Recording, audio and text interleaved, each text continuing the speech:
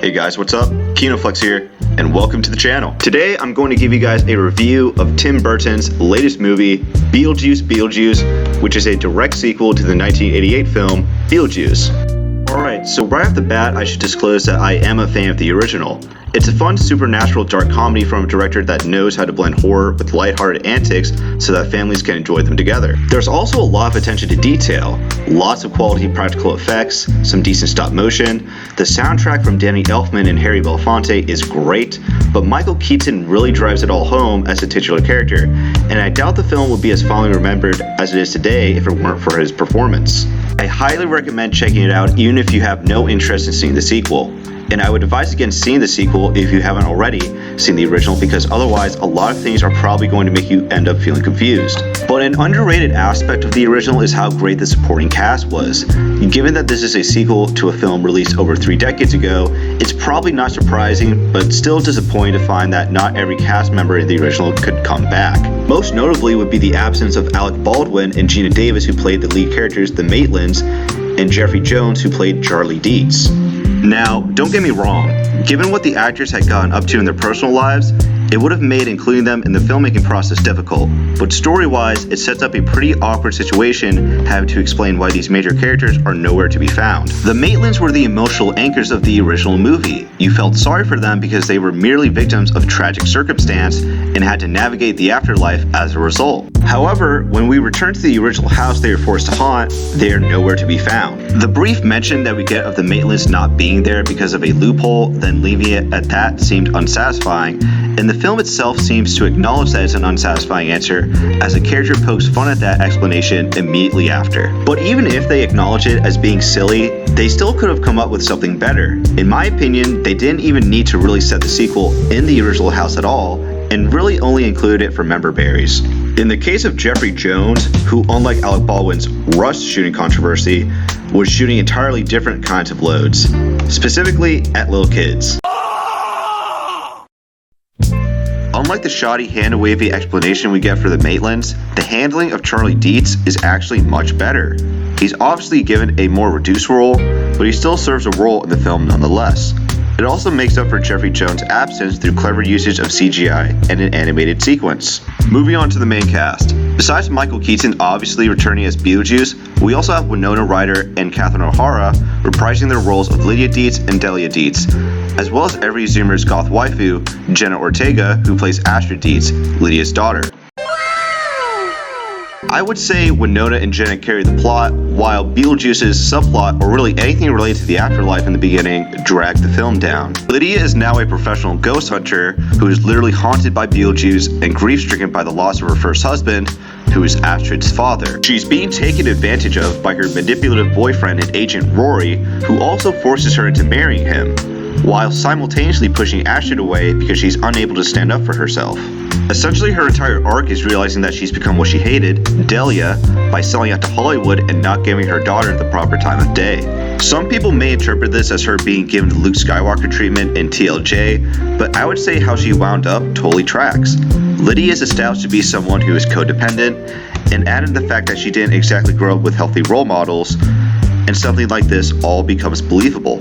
My major gripes are that a lot of the subplots are irrelevant and poorly closed. There are a bunch of unnecessary subplots in this movie that I felt like it was juggling too much. At this point, I'm going to start discussing spoilers, and if you don't want to hear them, here's a timestamp of where to skip to. You had Lydia trying to come to grips with her trauma, Astrid finding closure with her dead father and repairing her relationship with her mom, Delia dealing with the loss of her husband, and Beetlejuice trying to avoid his ex-wife Dolores, who has the power of Big Suck, which allows her to kill the undead by stealing their souls. Oxymoronic, I know. On top of all that, there's a D plot with Willem Dafoe, who is having fun in the role at least, looking for the wife, and just hams up the movie in filler scenes before we get back to the main plot.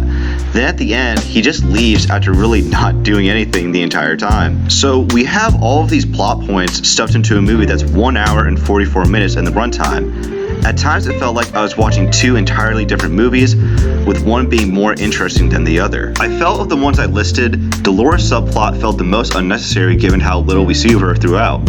She gets built up a lot with her introduction early on and established as being a big threat, but the film pretty much forgets she exists for a majority of its runtime. Her main motivation is that she wants to give Beetlejuice the big suck in order to steal his soul for revenge, and I guess that's it. If her goal is to take over the afterlife, I don't really see how Beetlejuice gets in the way of that. It's never even really explained how she even gets her soul-sucking powers. She just somehow knows that she has them from the very start. Instead of screen time dedicated to her, I would have much preferred if we had more time dedicated to fleshing out the other characters, particularly the other antagonists, Rory and Jeremy. Lydia's relationship with Rory seemed like an underdeveloped story, as from the very start we see him as a slime ball, but Lydia is so blind that he needs to literally be drugged to tell her the truth to her face to acknowledge it. His dialogue should have been cut down to make him more of a clear, manipulative figure with his marriage scheme, and perhaps even come up with some schemes to have Lydia killed to get her money. His murder attempts could have been presented as a supernatural threat, only to be revealed as Rory being the one attempting to kill her all along. Jeremy is significantly worse than Rory though, as he's essentially given a cardboard cutout of a personality with cheesy romance scenes with Astrid, only to be revealed as a twist villain, brings her to the Soul Train station, then walks away telling her what he did for no reason, only to be killed 5 minutes later, and the entire plot thread with him is suddenly over. He could have easily been more fleshed out, such as a possible future look at Astrid should Lydia choose to not start acting as a proper mother to her. Maybe he could have been made into Beetlejuice's sidekick who he uses to lure Lydia in after Astrid. Make him a more sympathetic character, like having his motivation be to pass on to be with his parents, which Beetlejuice dangles over his head, and give him a heartfelt goodbye where he ends up passing on after redeeming himself. A lot of people's perceptions of Beetlejuice seem to have been altered by the cartoon because he's not a hero or even an anti-hero. He's just a straight up bad guy, so just let him act as a bad guy. There's also some contrivances related to his plot, like Astrid conveniently not being able to tell that her dead boyfriend's parents were murder victims on account of them being written like NPCs. This takes zero effort whatsoever to inform her that their son is a murderous psychopath. Jeremy's plan also relied a lot on Lydia not coming to the house, or either her or Astrid knowing about his background.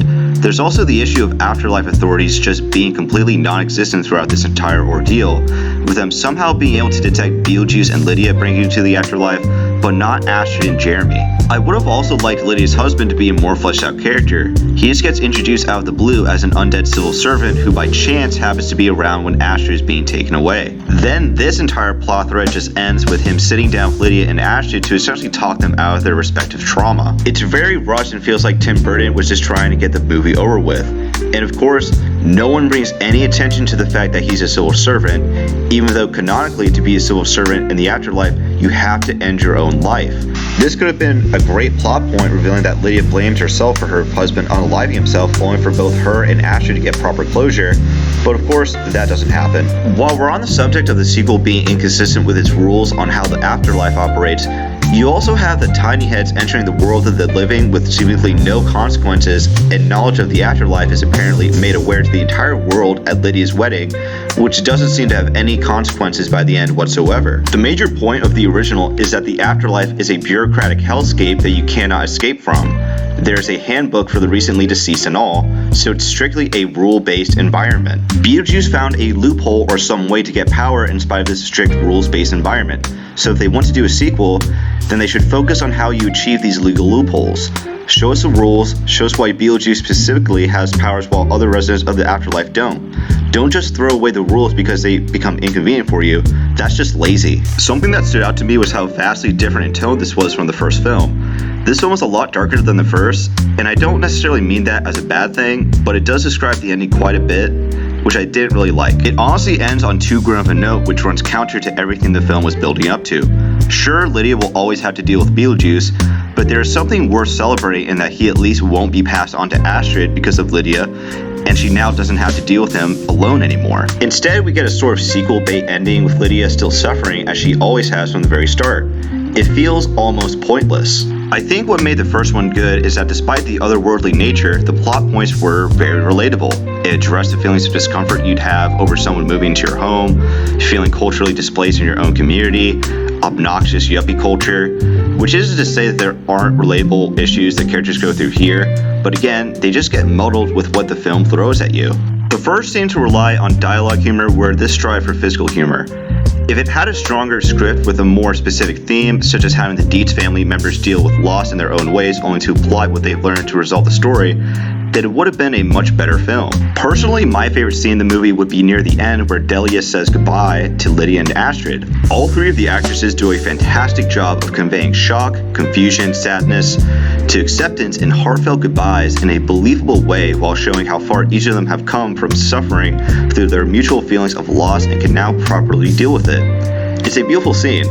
It could have hit even harder for me had each of the characters gone through their own respective arcs learning a core lesson. It's still a great scene as is, but it's also a reminder that this film could have been much better executed. Overall, it's an okay sequel that manages to be fun despite its problems. The cast clearly wanted to be there and delivered with their performances for the most part. Ryder, Keaton, and O'Hara were fantastic. They opted to use practical effects over CGI in most places, and more jokes landed for me than missed. If you're a fan of the original and want to see something fun with your friends or family, then I would say this is for you. Overall, I give it a 6 out of 10. Closer to a 5 than a 7. Thanks for watching, guys. I have some projects I'm working on that I plan to release at some point, but right now I figured I'd test the waters by releasing a quick review to start getting some content out. Think of this as a sort of pilot to the channel to give you an idea of what the typical format will be. If you have any feedback or advice to give me, I would love to hear it as I am brand new to this sphere. If you like the video, please consider giving it a like, subscribing, and following me on social media. Thanks again, and have a good one.